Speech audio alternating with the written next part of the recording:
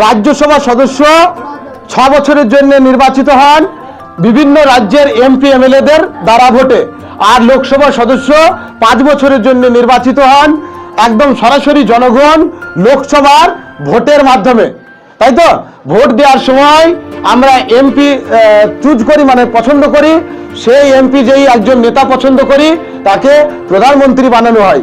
হ্যাঁ, সেই দেশে প্রধানমন্ত্রী হয়। তাহলে লোকসভার ভোটে হয় প্রধানমন্ত্রী। শোনো, ভোট দেওয়ার সময় আমাদের উপযুক্ত এবং সঠিক লোককে ভোট দেওয়া উচিত, যারা দেশ ও দশে কিছু করতে পারবে, বা যাদের করার মেন্টালিটি আছে, বা যার সেই দক্ষতা এবং সেই যোগ্যতা রয়েছে। আমাদের ভোট দেওয়ার সময় নির্বাচন করা উচিত, কিন্তু তা আমরা করি? বল, আমরা করি?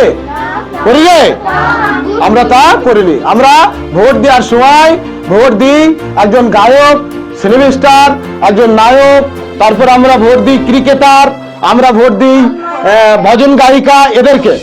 হ্যাঁ, তাহলে ভোট দেওয়ার সময় উপযুক্ত লোককে ভোট দিলে নেতা উপযুক্ত হবে, তবেই তো তোমার কাজ হবে। তুমি ভুলভাল লোককে ভোট দিয়ে নির্বাচিত করছো, তাহলে তার ভোটে নির্বাচিত জয়ী প্রার্থী সে ভুলভাল কাজ করবে, এটাই স্বাভাবিক, নাকি?